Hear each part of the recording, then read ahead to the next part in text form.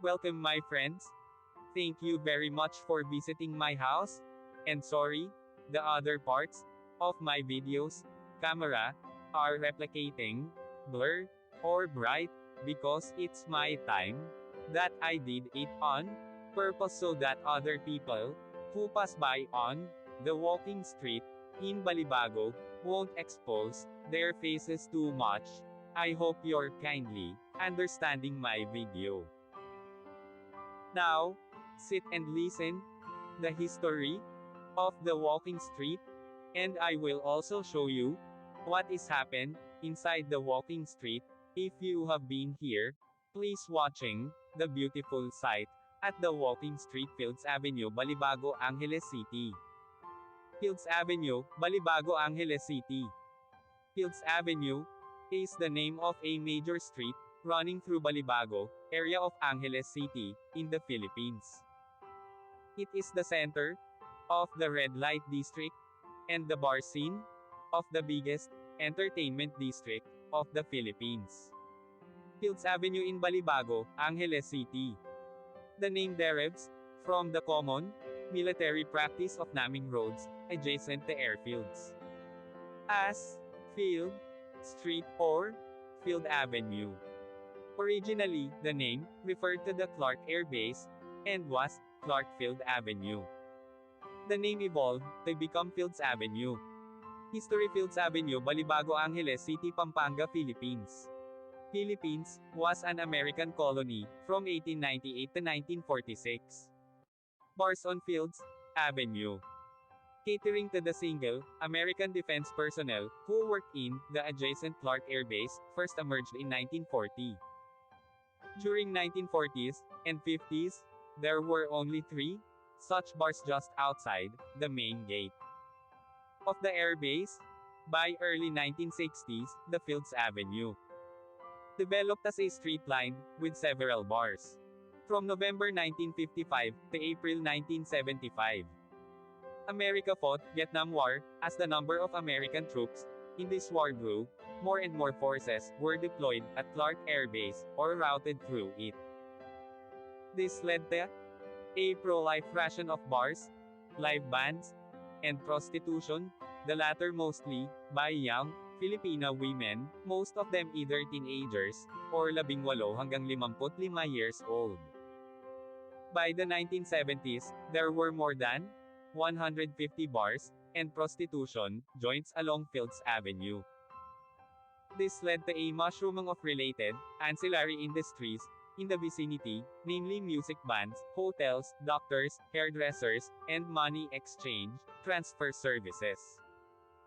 In its heyday, Fields Avenue provided direct or direct employment to nearly 20,000 Filipinos, including plumbers, electricians, and security guards. In the 1980s, though the American presence remained steady, the bars and prostitution shops continued to proliferate. Many bars and prostitution dens were owned by Americans, as well as local politicians, thus leading to a nexus between the locals, politicians, and American military and ex-military personnel. With the withdrawal of American Defense Forces from Clark in 1993, many of these establishments changed hands, but continued to do business. As Clark was turned into a Special Economic Zone, SEZ, these bars and prostitution joints changed their clientele to suit their new customers, Japanese and Korean businessmen. Restaurants serving food from these countries began to appear, and signboards in these languages were put up. The period from 2000 hanggang 2010 saw further expansion of these joints, as the area was relabeled as an entertainment district. While prostitution was officially banned, girls working here were simply redesignated as guest relations officers (GRO), and prostitution continued in practice. Since then, bars and prostitution joints have continued to proliferate and expand. The extent of these establishments has continued further on both sides of Fields Avenue, and many smaller streets of Fields Avenue also sport smaller such establishments. In 2010, a section of Fields Avenue, at the end where it meets the MacArthur Highway was named as Walking Street, mimicking Walking Street in Pattaya. This section was made pedestrians only, with road traffic banned from 6 p.m. to 6 a.m. People arriving by air either take a taxi direct to hotel or a jeepney to Main Gate Jeepney Terminal, located between the North SM Mall, Fields Avenue to South, and Bayanihan Park to East.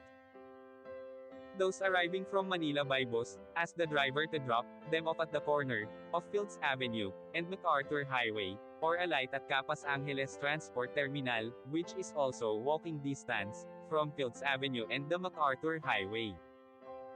The presence of family-oriented activities on the other side of Fields Avenue, namely shopping malls, as well as activity centers in Clark Air Base, has led to a neat separation between the two. Fields Avenue tends to cater more to single foreigner men. And sometimes women too, with at least 5 bars, featuring gigolos and gays, while the rest of Clark caters to family-based entertainment. Fields Avenue remains among the safest streets in the region, with restaurants and hotels. Fields Avenue has the largest density of hotels in Philippines, catering to all budgets, from a large number of 2-star and 3-star hotels, right up to a select few luxurious 5-star hotels. Many of the bars and hotels in Fields Avenue have restaurants attached. Fields Avenue has among the largest variety of restaurants in Philippines, with cuisines ranging from European, continental, Japanese, Korean, Australian and a select few restaurants serving Indian, Arabic, and Filipino food.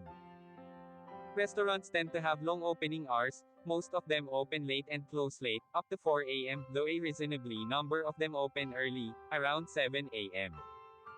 A few restaurants are open 24 hours. Most Filipino and international fast food chains including McDonald's, KFC, and Jollibee have at least one branch along or near Fields Avenue. 24 Hours Police Station is located in the center of Fields Avenue. Thank you so much. See you my next video.